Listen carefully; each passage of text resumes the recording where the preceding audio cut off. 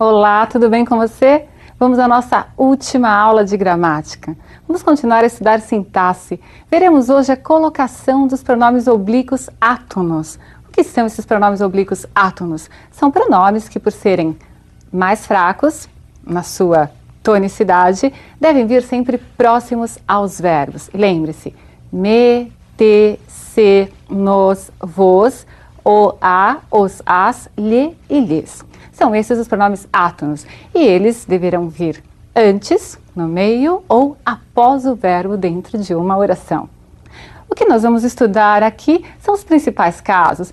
Na verdade, temos aí uma controvérsia, uma diferença entre a linguagem coloquial e a linguagem escrita. Mas você deve observar caso a caso. Vejamos primeiro quais são essas posições. Vamos lá.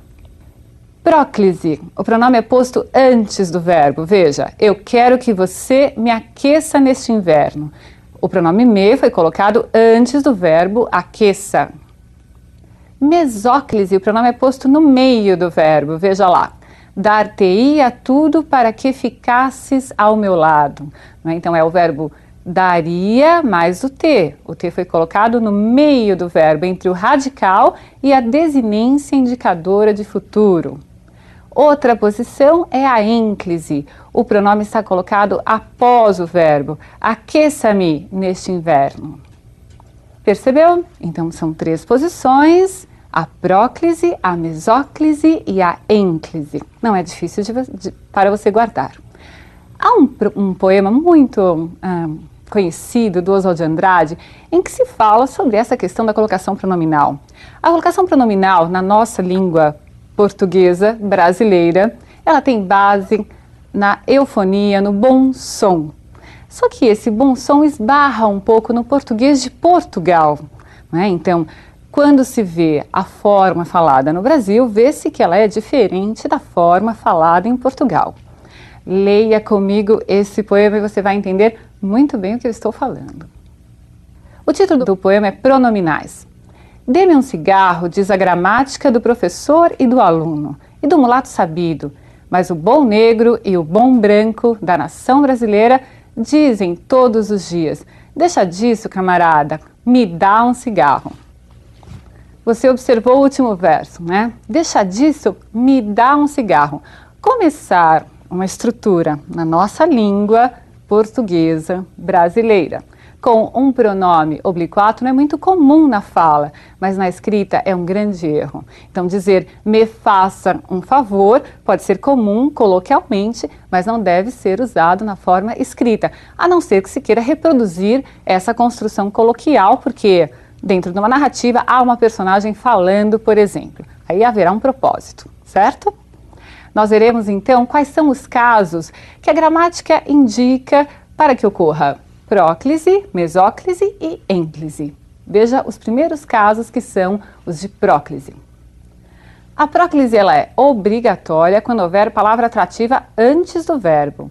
Veja, então vai haver uma palavra atrativa, depois o pronome e depois o verbo, não é? E não pode haver entre a palavra atrativa e o verbo uma pausa, que na nossa língua é a presença da vírgula. A vírgula nós chamamos de pausa. Se houver uma vírgula, aquela palavra que antes era atrativa passa a deixar de ser. A vírgula repele o pronome para depois do verbo. Então, a palavra atrativa será atrativa se não houver vírgula após a presença dela. Se houver vírgula, a vírgula repele, ela empurra o pronome para depois do verbo. Tudo bem? Vamos aos casos. Primeiro caso, palavras de sentido negativo. Não, nunca, ninguém, nada, jamais. Veja que o pronome vai estar antes do verbo. Ninguém me chamou. Os advérbios, em geral, vão atrair o pronome para perto deles. Ontem a avisaram sobre o ocorrido. Veja, se houver pausa, o pronome irá para a posição de ênclise, ele irá para depois do verbo. Ontem, vírgula, avisaram-na sobre o ocorrido. Terceiro caso, conjunções subordinativas e pronomes relativos. Ele desejava que se entendesse. Esse que é uma conjunção integrante. Você se lembra da conjunção integrante? aquela conjunção que inicia as orações substantivas. Abaixo, ele desejava algo que lhe satisfizesse. Eu tenho aí o que como pronome relativo, retomando algo, né, a palavra algo, e o lhe ficou perto do pronome relativo. É assim que você deve escrever. Pronomes indefinidos, pronomes demonstrativos também serão palavras atrativas. Veja, todos se impressionaram com aqueles fatos. O todos atraiu o pronome se para antes do verbo. Nas orações iniciadas por pronomes ou advérbios interrogativos também ocorrerá próclise. Quem te contou isso? Observe que aí o quem é um pronome interrogativo. Seja pronome ou seja advérbio, será a palavra atrativa, em frases afirmativas ou interrogativas. Agora, palavras que podem ser usadas em orações exclamativas. São também pronomes ou advérbios. Veja aí, o como atraiu o pronome átono me para perto dele. Como me sinto feliz. Há orações que são chamadas de optativas, que são aquelas que exprimem desejo. Veja, neste caso, não há uma palavra propriamente dita que atraia o pronome para perto dela, para antes do verbo, né? Nessa posição proclítica, mas é a frase inteira, que é uma frase optativa, que expressa desejo. Deus te ajude, não é a palavra Deus que atraiu o pronome te, mas é a construção que obriga a próclise. Outro caso de construção e não de palavra atrativa. Se houver um verbo no gerúndio precedido da preposição em, a construção será proclítica. Em se tratando de assuntos do coração, é melhor deixar de lado a razão. E o último caso de próclise que veremos. Nas orações sindéticas alternativas, apenas nas sindéticas alternativas, observe. Ou se decidia pela compra ou desistia de vez. Muito bem, você viu aí 9 casos de próclise. Nós vamos ver agora outra construção em que há a mesóclise. Então, será o pronome no meio do verbo. A mesóclise só ocorrerá com verbos que estejam no futuro.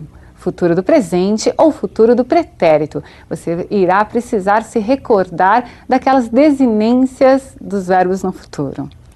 Só vai ocorrer mesóclise se não houver uma palavra atrativa, se não houver fator de próclise. Tudo bem? Então, se não houver fator de próclise e o verbo estiver no futuro, aí sim ocorrerá a mesóclise. Observe. Para você guardar. Então, a mesóclise só ocorre se o verbo estiver no futuro do presente ou no futuro do pretérito, sem que haja fator de próclise.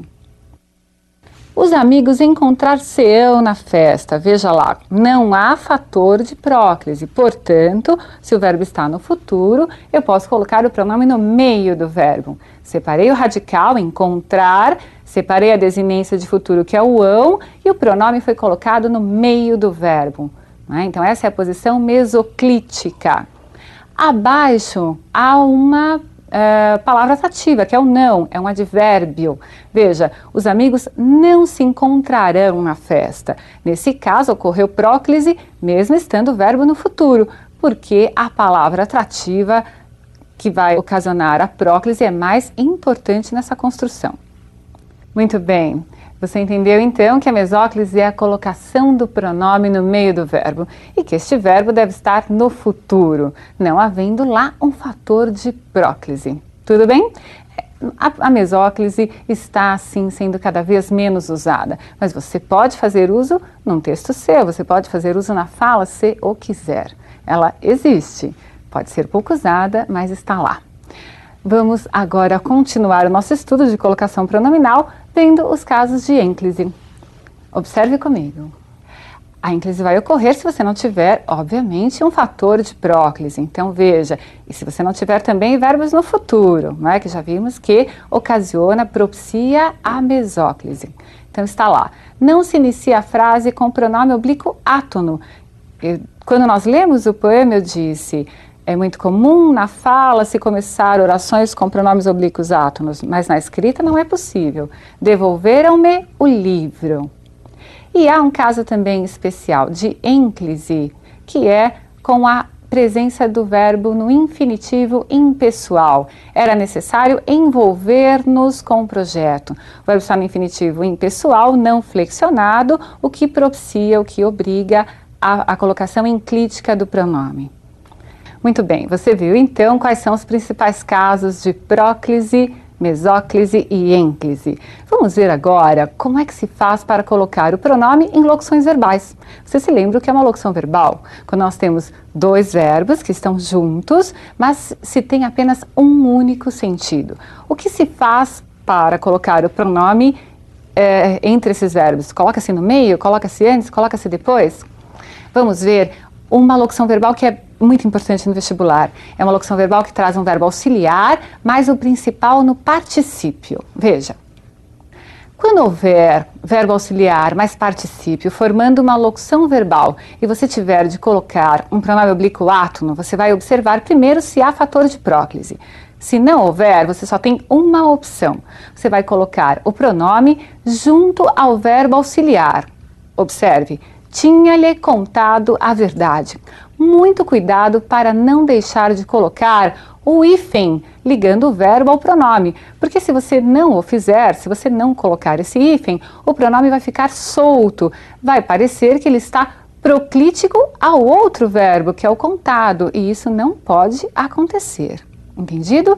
E se houver fator de próclise? Muito bem, o pronome irá para antes do auxiliar, para a posição próxima à palavra atrativa. Veja, não lhe tinha contado a verdade. Nós temos aí a próclise em virtude do não. O que não pode ocorrer de forma alguma é o pronome vir ligado ao verbo no particípio. Esse é um erro sério. Nunca ligue pronome átono a verbo no particípio. Entendido isso? Um grande abraço para você e espero que você tenha uma excelente prova. Até!